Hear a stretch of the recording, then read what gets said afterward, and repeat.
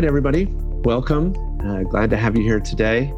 I'm Justin Beals. I'm the CEO and founder here at StrikeCraft.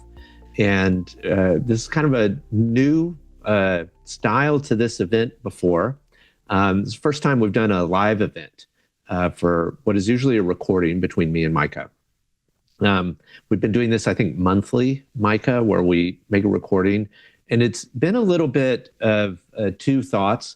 One is it's been an opportunity for us to certainly share what we've been working on in our product and where our roadmap is, and also just broadly what we might be responding to in the marketplace. And on top of that, it's also, I think, an opportunity to share a little bit of our culture, because it is pretty regularly that myself and Micah meet up to talk about what it is we're going to build over the next month. And so it's been fun, I think, to share these videos of us chatting about the upcoming roadmap, Micah. Yeah, I forget who called it this, but there's a concept of building in public, just being somewhat transparent about what you're working on. And I like that we do that. Yeah. And we love this. First of all, we love building product. That's something you and I have done, I think, for more than a decade now. Too long. To a couple of different companies, yeah. And actually, I think it's always interesting, Micah, to kind of share how we talk about what product we're going to build and why we think it's valuable and what's going on. So we usually start these conversations with a little bit of catch up, just marketplace things or things that we saw that were interesting lately. What about on your side, Micah? Any market trends that have popped up for you lately? Yeah, well, no surprise, CMMC continues to be a hot topic, both with our customers, but just also, I think, in the networks that I follow on LinkedIn and Reddit and all the other fancy places where content happens these days. And the big thing that I keep seeing is industry experts or folks who've gone through CMMC audits before are really nervous about the number of available audit slots through the end of the year. I think there's a pretty small selection of certified auditors who can actually complete a CMMC audit.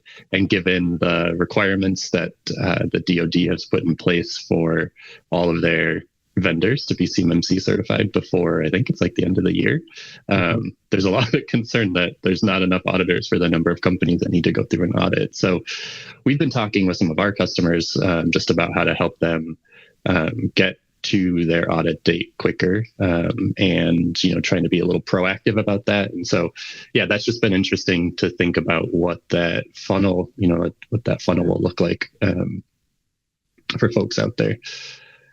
Yeah, I think we're only seeing an expansion of that one, and I think we're going to see the same issue that we saw in SOC 2, right? Where it started with banks. The banks needed to report into the SEC what their IT general controls are. One of those is on vendor management. Their initial set of vendors now have to be compliant. Now sub-vendors and sub-vendors and sub-vendors, it kind of infects the marketplace. This one is a little crazier because the entire defense industrial base, I think, is going to wind up here. And we hear about it from both things on the sales side. Like, I have a government contract and I am a subcontractor for Raytheon.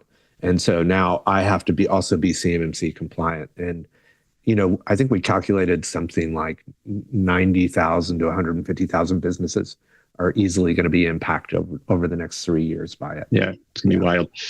Yeah, and I know we're talking to all types of companies to kind of get into that, but everywhere from IT solutions down to manufacturing, and even some of the companies. I know you had a sales call this morning, but folks you wouldn't expect would have a government contract or need to be CMMC compliant, ultimately do interact with either folks from the Fed or sensitive data or whatever that is. And so it's cool to see it expand, I think, outside of just IT. Generally speaking, I mean, it's one of the first quantitative assessment methodologies in the marketplace. I think, SOC 2 is very pass-fail, so is FedRAMP, so is ISO. This one, there's an actual score to the outcome. And we did it. We did a level 2 assessment and scored ourselves against it. Yeah. Well, that's actually a good segue, Justin, into some of the stuff that I was hoping we could talk about today in terms of our roadmap and some of the features we've released recently. Mind if I jump in? Not at all. And I'll just make a reminder, since this is a live event, I'm remembering that now. We actually have Q&A. And so feel free to put your questions in the Q&A or on the chat. We'll do our best to answer them today. Yeah. Please, awesome. Micah, what have you got to show me today? Well, today I'll show off some new features. But before we jump into that, I wanted to just remind you, Justin, of what we've released already this year. I guess we just finished Q1, and I was reviewing some of our successes, and I'm just impressed by our entire team in terms of what they've been able to turn out. A couple things that are really notable, we've got Verify AI in our system, and I know we've done some demos of that before on some of our previous Roundup videos, but at the beginning of the year, we enhanced that to be able to read spreadsheets much more intelligently. So that is part of our Verify AI offer now, as well as the Security Assistant. Both of those can extract data from spreadsheets in a really sophisticated way. We've also improved the way that it handles images as well. So new images that get uploaded are processed with a lot more intelligence. It's not just OCR, like text extraction. It's now taking context from the image. So that's especially helpful for, the data that we see customers uploading when it's like a spreadsheet or a screenshot, of a dashboard, right? Now the image processor that we're using will be able to include that in some of the metadata that is pulled out for that Verify AI testing. So that's super cool. That's awesome. Towards the end of last year, we released some new integrations for GitHub and GitLab. So those are continuing to be pretty exciting to roll out. One of the features we'll talk about today, our SBOM Manager, sort of piggybacks on top of those integrations. So all right, those Michael, have been really... What's an SBOM? I'm sorry for interrupting. Well, it's fine. Software bill of material. Yeah, we'll talk about that in depth here, Justin, in a minute. I know you can't keep the acronyms straight, dude. So many of them. Yeah, it's a little acronym soup sometimes. Well, here's another acronym for you, ECM. That's our newest feature. That one's Enterprise Content Management. And this is our multi-tenant team-based, workspace-based feature set that really allows us and our customers to manage content across an enterprise much more efficiently. So I think actually our last product Roundup featured that. So again, if folks want a demo, you can either reach out to our team or look up that last product Roundup, because I think we went into depth there. And the other one that I'm excited about that I think we've included in the Roundups this year already is the quick start functionality for our AWS Terraform integrations. This is an AI module that helps write some of those, low code Terraform integration scripts for evidence collection out of AWS. So that's a really quick time saver for people who are, just getting started with connecting automated collection out of their AWS environments. So these old videos are in our help center, so they're available there. And also, if there's any topic, especially for those that are joining us live, that are customer success rep are happy to point out how to utilize these features. Yeah, absolutely. And we can take feedback from the CS team too. If there are things we want to go deeper in on a product Roundup, we can always schedule a special session too. So yeah, that's been exciting. And of course, other things we've been working on over the last quarter that are starting to roll out now is a dedicated effort towards building CMMC features. So we've been working on a system security plan generator. So that's one thing that I'll be able to show today. I'm excited that that's been rolled out. And then coming up next, we have a self-assessment module. So you'll be able to actually conduct that level 1 or level 2 self-assessment for CMMC right in the product, export it out. So when you want to share your score with SPRS or other folks, like that'll all be really facilitated within StrikeGraph. We expect that sometime mid-quarter, I think, in Q2. So won't be too long before that's available. And then finally, we're building an action items feature. This will be, a little broader than just CMMC, but will satisfy that POAMs, the plan of action and milestones requirements from CMMC. So all of those are some of the big efforts that we've got coming in addition to updates to our risk module. We're upgrading it to map more to the NIST requirements, and then some new Verify AI features that I'm really excited about that can't tell you enough about yet, Justin. It's still, under NDA, but once once we've got some more structure to that, we'll start to tease that out too. If you get me too excited, I have the amount of time for the development. Like, can we get it out? So I got to be careful when I share with you. No, yeah. Just kidding. But I'd love to, Justin, jump into the SSP and the SBOM features today. My favorite is a demo. Yeah, let's do it. Yeah. Both of those are part of that acronym soup that we're talking about. So let me pull up StrikeGraph here. Before I jump into those two meteor features, of course, we're always incrementally adding improvements, enhancements, other things like that. Hopefully, folks have been able to notice a pretty big speed improvement, especially in loading the list pages. We've just recently refactored how a lot of the queries are built and other things there. So it's actually a lot snappier. I should have come with the actual metrics, Justin, but it was something like, what used to take multiple seconds is now down to milliseconds. And it's pretty impressive what the team was able to pull out. We also made a small enhancement to the comments feature, where now if you leave a comment, you're able to delete it. Pretty simple feature, but one I know that folks have been asking for. We've finally got that added in there as well. So again, we try to continuously improve our software, sometimes in, bigger project ways, and of course, oftentimes in just these small little improvements. But today, what we get to talk about is our system bill of materials manager, as well as the system security plan. So both of these, are available. You can talk to your customer success manager if you're interested in them. And we'll start with the software bill of materials. So if you're not familiar with SBOM, this is the acronym that they go under. These are they're similar to what's called a bill of materials in manufactured goods, right? Which is essentially a list of the materials that go into building your product. This is really helpful for compliance purposes because it helps sort of provide that receipt, right, of what's in the thing that you're selling, the product that you're building, so that if there's an issue, it's easier to patch a vulnerability or issue a recall if it's a manufactured good, or just track, like where stuff is coming from. And so SBOMs have become more and more prevalent under the Biden administration. He put out an executive order about securing the supply chain, really wanting to make sure that the United States had a good cybersecurity defense when it came to the supply chain in particular. And so part of that is the bill of materials around software, because if you are working with modern tech stacks, that we are constantly pulling in many different components, right?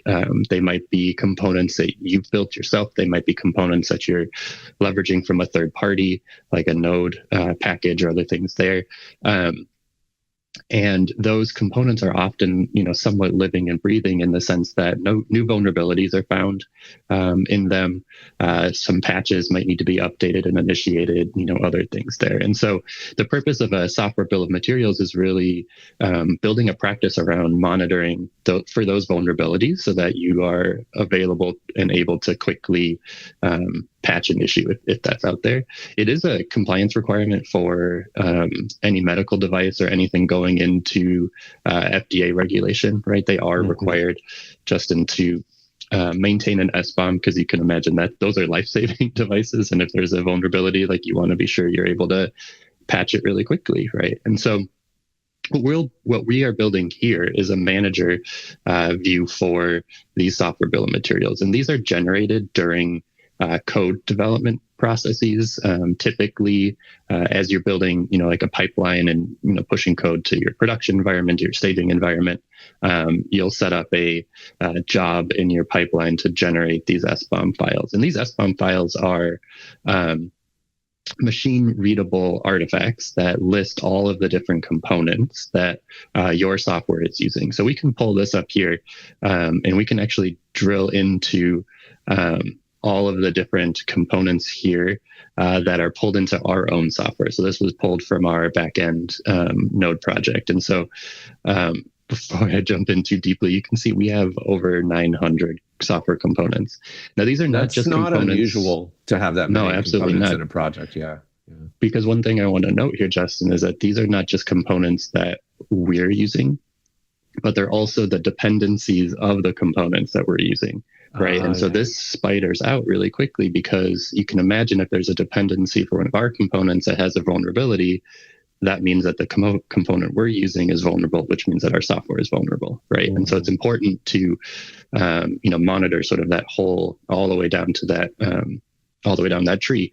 And so we were able to pull this in automatically from our pipeline, right? So this is generated every time we push new code. We've got this set up for automated collection. It's really simple to set that up. You just use one of your integrations, either with Terraform or GitHub. Our Help Center has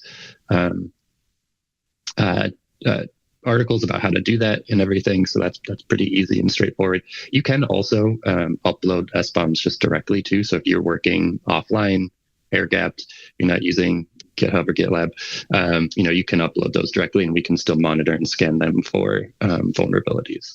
Okay, good. So now that I've got that set up, right, the feature here is pretty high level, in the sense that what it does is shows you the software components that you're using. So if you do need to export this to hand it off to the FDA, an auditor, other things like that, you'll have the most recent version available. You will, as these run in collection frequency, so I have this set up for every 7 days, you'll start to see a historic list of all the different SBOM artifacts. You can always compare the newest one to the oldest one, or if you need some historic context, that's available for you. And then more importantly, it also scans for vulnerabilities, and it looks across 9 different public vulnerability registers to find vulnerabilities that are listed for any of the components or dependencies for the components that you're using. It'll flag if there's a high or critical vulnerability. It'll send you an email letting you know, right? So if this is running in the background, you'll get called in to double check if there's a higher or critical vulnerability. Those are typically the ones that really desperately need to be patched. The mediums and the lows are typically more less disruptive, right? And so not as urgently, and are probably going to get caught by your engineers, just truly part of their process too. So we're building this more for the compliance team, where they need to kind of have that high level monitoring of it. But inside the thing here, you can see, this is one of the vulnerabilities. Azure Identity Library has a vulnerability listed. It's only a medium, so we're monitoring it and waiting for a fix as it becomes available. But as they do become available, those fixes will also be listed in here. So the fix for this is actually upgrading to a new version. So, relatively straightforward. So yeah, the nice thing here is this will be available for you. You'll get alerts as new vulnerabilities come in. And if you're the compliance manager, you got to jump in there, talk to your engineering team, let them know, hey, let's make sure we get this updated, and all that other stuff. So yeah, very cool feature. This is the first time we've brought in threat analysis data into the kind of security practices space that we tend to manage. Yeah, directly, like that we are bringing in, right? Like, of course, our customers are collecting threat vulnerabilities from, any of the systems that they're using already to monitor those things. Right. But yeah, it is the first time that we are actually scanning for known vulnerabilities and then displaying that information. Yeah, it's pretty cool. Awesome. That's really cool. All right. And I know, Justin, you never like to talk to me for more than 20 minutes. I'm going to try to wrap up here pretty quickly. I am giving you a time check. I know. Yeah. So the other feature that I'm excited to start to roll out here is our system security plan builder. So this is, primarily for folks going after CMMC. However, the information that's listed in here is pretty relevant for almost any compliance program. And so, what this does is it gives the template for the CMMC document called the System Security Plan. There are templates provided by the government, as to what information they're looking for. And then, gives you a really easy form to fill out, essentially. So it asks for information about the system that you're working on, who's responsible within your organization for that system, especially as it relates to information security, asks you to describe the purpose of your system, the users and roles that are in there, any of the confidential information.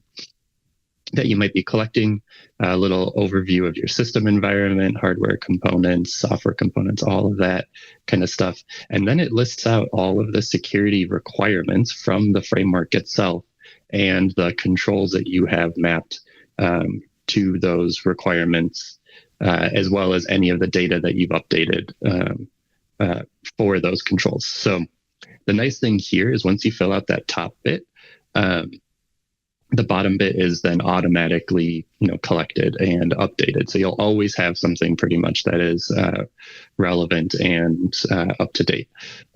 So, you can see in our demo environment, we actually haven't put our logical access policy in place yet or assigned it to anyone. If we did that, that information would get populated here, of course, and be available for the next time that we export the SSP. Exporting, you can export it to a docx or a PDF, Justin, as well as include it in your audit export as well. So all of that is available here. We are talking about ways to pull the information that Security Assistant is monitoring and automatically help you generate, content for these areas. However, of course, with anything AI generated, you always want to just double check that the information is correct, right? Because as much as the AIs are continuing to improve, they're still known to make mistakes. We got a good question in, Micah. And the question is, like, when we're generating this system security plan, it's pulling the controls that customer is operating automatically into the framework, right? Yeah, so correct. It's like where you have a control and we're putting a firewall in place, and we, one of the primary functions of StrikeCraft is to map that control operation back to the framework. We are bringing forward that control. I've talked to CMMC folks, especially people that are consultants in this space, and they say this takes 2 to 3 weeks for them today to get through one of these reports. It's been really painful. Yeah, I can imagine. And you can imagine, year over year too, as you're trying to keep this up to date, that's a lot of paper shuffling. And yeah, just to kind of show the point of this, right? This is the requirement 3.1.1, and we can actually go look up this requirement in the framework tree here as well. So you can see, the category is access control.